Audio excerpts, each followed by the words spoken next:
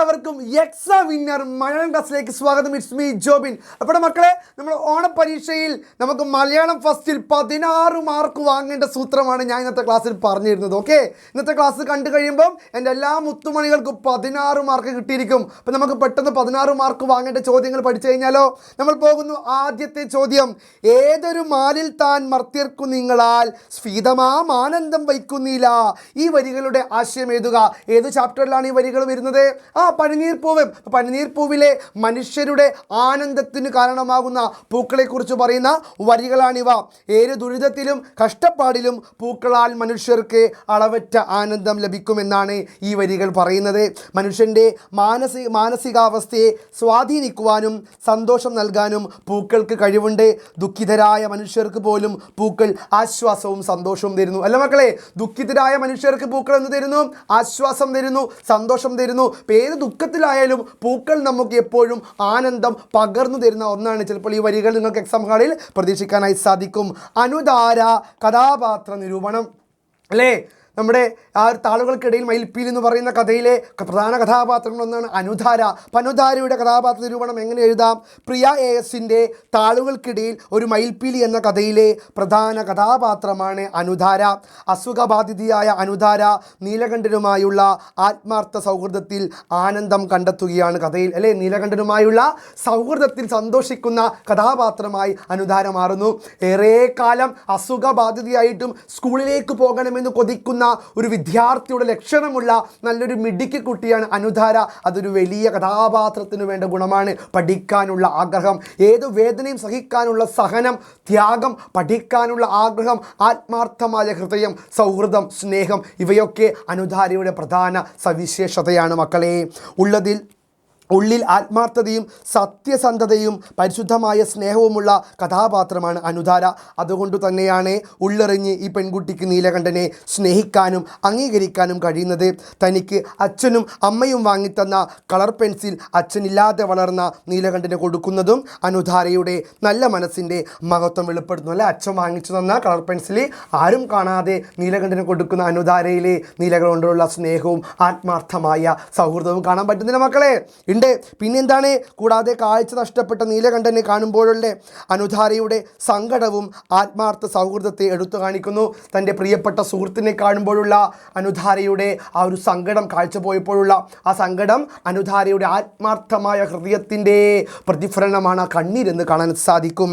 ഒടുക്കം ആശുപത്രിയിലേക്ക് പോകാൻ ഒരുങ്ങുന്ന നീലകണ്ഠനോടൊപ്പം കയ്യും പിടിച്ച് നടന്നു നീങ്ങുന്ന അനുധാര ഏതൊരു വായനക്കാരിലും ആത്മാർത്ഥ സൗഹൃദത്തിൻ്റെ പ്രതീകമാകുന്നു. ഇപ്പോൾ സഹനം, ത്യാഗം, ആത്മാർത്ഥ സൗഹൃദം, പിന്നെയോ സ്നേഹം, സഹാനുഭൂതി, പഠിക്കാനുള്ള ആവേശം, ഏത് അസുഖവും സഹിക്കാനുള്ള മനസ്സിൻ്റെ വലിയ വലിപ്പം, ഇതൊക്കെ അനുധാരയുടെ കഥാപാത്രത്തിൻ്റെ പ്രത്യേകതയെ നമുക്ക് കാണാൻ സാധിക്കും. അടുത്ത ചോദ്യം എന്താണ്? നിങ്ങളാരും എത്ര കാലം കഴിഞ്ഞാലും എന്നെ കാണാനായിട്ട് അങ്ങോട്ട് വരരുത്. ഈ നിലപാട് സ്വീകരിക്കുന്നതിന് അമ്മയെ പ്രേരിപ്പിച്ച ഘടകങ്ങൾ എന്തൊക്കെയാകാം? തിരക്കഥ വായിച്ച് കണ്ടെത്തി എഴുതുക അല്ലേ? അവസാനം അമ്മ പറയുകയാണ്. എന്താ മക്കളെ പറയുന്നത്? എന്നെ കാണാൻ വേണ്ടി നിങ്ങൾ അവിടേക്ക് വരരുത്. എവിടെ? തിരക്കഥയിൽ പറയുന്നുണ്ട്. എവിടേക്ക്? ശരണാലയം, വൃദ്ധസദനത്തിലേക്ക് എന്നെ കാണാൻ വരരുത് അമ്മ പറയുന്നുണ്ട്. മക്കളാൽ ഉപേക്ഷിക്കപ്പെട്ടതിൻ്റെ വേദന കൊണ്ടാണ് ഈ അമ്മ ഇങ്ങനെ ഹൃദയം പൊട്ടി പറയുന്നത്. അല്ല മക്കളെ, എന്താണ്? നിങ്ങളാരും എന്നെ കാണാനായിട്ട് വരരുത് എന്ന അമ്മയുടെ കടുത്ത നിലപാട് മക്കളുടെ പ്രവർത്തികൾ ഏൽപ്പിച്ച ആഴത്തിലുള്ള മുറിവിൽ നിന്ന് ഉടലെടുത്തതാണ്. വീട് വിൽക്കാനും തന്നെ ഒരു ആശ്രമത്തിലേക്ക് മാറ്റാനുമുള്ള പദ്ധതികൾ മക്കൾ രഹസ്യമാക്കി വെച്ചത് ഒരു വഞ്ചനയായി അവർക്ക് അനുഭവപ്പെട്ടു. മക്കളുടെ സാമ്പത്തിക ആവശ്യങ്ങൾക്കും സൗകര്യങ്ങൾക്കും വേണ്ടി തന്നെ ഒരു തടസ്സമായി കണ്ട് ഒഴിവാക്കുന്ന തിരിച്ചറിവ് അവരെ വേദനിപ്പിക്കുന്നു അല്ലേ? മക്കൾ മാതാപിതാക്കളെ ഉപേക്ഷിക്കുന്നതിൻ്റെ വേദന ഈ വരിയിൽ കാണാൻ സാധിക്കും. അമ്മയുടെ ജീവിതത്തെയും അധ്വാനത്തെയും ഒരു ബുദ്ധിമുട്ടായി ചിത്രീകരിച്ച് തങ്ങളുടെ ആവശ്യങ്ങൾ നേടിയെടുക്കാനാണ് മക്കൾ ശ്രമിക്കുന്നത്. ഇതിനെല്ലാം ഒടുവിൽ തനിക്ക് നിയന്ത്രിക്കാൻ കഴിയുന്ന ഒരേ ഒരു കാര്യമായ മക്കളുമായുള്ള ബന്ധം സ്വയം വിച്ഛേദിക്കുകയായിരുന്നു അമ്മ. ആത്മാഭിമാനം സംരക്ഷിക്കാനുള്ള അവരുടെ അവസാനത്തെ ശക്തമായ പ്രതികരണമായിരുന്നു ആ വാക്കുകൾ അല്ലേ? തൻ്റെ അവസാനത്തെ ശക്തമായ പ്രതികരണമായിരുന്നു ആ വാക്കുകൾ. എന്താണ് പ്രതികരണം അല്ലേ? എന്നെ നിങ്ങൾ ഉപേക്ഷിക്കാൻ പോകുന്ന കാര്യം എനിക്കറിയാം, അതുകൊണ്ട് തന്നെ നിങ്ങളോട് എനിക്ക് പരാതിയില്ല, പക്ഷേ എന്നെ കാണാൻ വരാൻ പാടില്ല എന്ന അമ്മയുടെ ദുഃഖം ഈ വരികളിൽ നിന്നും കാണാൻ സാധിക്കും. ലേഖകനെ ഹഠാത് ആകർഷിച്ച കഥകളി വേഷം ഏതാണ്? ഏത് കഥയിലേതാണ് ആ വേഷം അല്ലേ? നമ്മുടെ കളിവിളക്കൻ തിരുനാളത്തിലെ കലാമണ്ഡലം രാമൻകുട്ടി നായരെ എന്താണ് ആകർഷിച്ചത് എന്നാണ് ചോദ്യം. ലേഖകനെ ഏറ്റവും ആകർഷിച്ചത് ഹനുമാന്റെ വേഷമാണ്. അത് തൊറണയുദ്ധം എന്ന കഥയിലെ ഹനുമാനായിരുന്നു അല്ലേ? നമ്മുടെ രാമൻകുട്ടി നായർ എങ്ങനെയാണ് കലാമണ്ഡലം കഥകളി നടനായി മാറിയത്? അതിന് കാരണക്കാരനായ വ്യക്തിയാണ് ഏത്? ഹനുമാന്റെ വേഷം, തൊറണയുദ്ധം. ഇതൊരു ചോദ്യം പ്രതീക്ഷിക്കാം. ഓക്കെ, ഓരോ വ്യക്തിയുടെയും വിജയത്തിന് പിന്നിൽ നിരവധി ആളുകളുടെ സഹനത്തിൻ്റെയും കരുതലിൻ്റെയും കരങ്ങളുണ്ട്.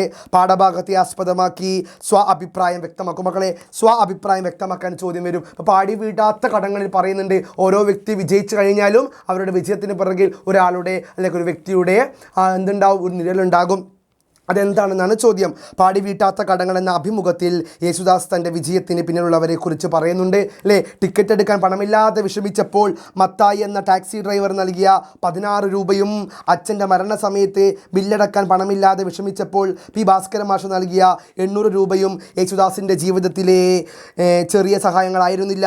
അത് അദ്ദേഹത്തിന് മുന്നോട്ട് പോകാനുള്ള ഊർജ്ജം നൽകി. ഈ ചെറിയ സഹായങ്ങളാണ് അദ്ദേഹത്തെ പോലെയുള്ള ഒരാളെ ഗാനഗന്ധർവനാക്കി വളർത്തിയത്. ഈ സഹായങ്ങളെ യേശുദാസ് പാടി വീട്ടാത്ത കടങ്ങൾ എന്ന് വിശേഷിപ്പിക്കുന്നത് കൊണ്ടാണ് അല്ലേ? നമ്മൾ ആര് വിജയിച്ചാലും ഏത് ഉയരങ്ങളിൽ എത്തിയാലും അതിന് പിന്നെ ഒരു വ്യക്തി ഉണ്ടാവും അല്ലേ? ആ കടങ്ങൾ നമ്മളെങ്ങനെ വീട്ടും? യേശുദാസിൻ്റെ ജീവിതത്തിൽ അച്ഛൻ മരിച്ചപ്പോൾ 800 രൂപ കൊടുത്ത് സഹായിച്ച നമ്മുടെ പി ഭാസ്കരൻ, മദ്രാസിലേക്ക് പോകാൻ പണമില്ലാതിരുന്നപ്പോൾ സഹായിച്ച തങ്ങൾ, ആ ടാക്സി ഡ്രൈവർ, ഇതൊക്കെ എന്താണ്? അദ്ദേഹത്തിൻ്റെ കഷ്ടകാലത്ത് സഹായിച്ചവരാണ്. അത്തരത്തിൽ നമ്മൾ ഉയരങ്ങളിലേക്ക് എത്തിയാൽ നമ്മളെ എത്തിച്ചവരെ, നമ്മൾ ഉയർത്തിയവരെ നമ്മൾ മറക്കാൻ പാടില്ല മുത്തുമണികളെ. അപ്പോൾ 8ാം ക്ലാസ്സിലെ മുത്തുമണികളെ, നിങ്ങൾ പോയി മാർക്ക് സ്കോർ ചെയ്യടാ, നല്ല മാർക്ക് വാങ്ങി പരീക്ഷയിൽ മിന്നുന്ന താരങ്ങളായി മാറി. എല്ലാവർക്കും all the best. It's me Jobin from the examiner. By.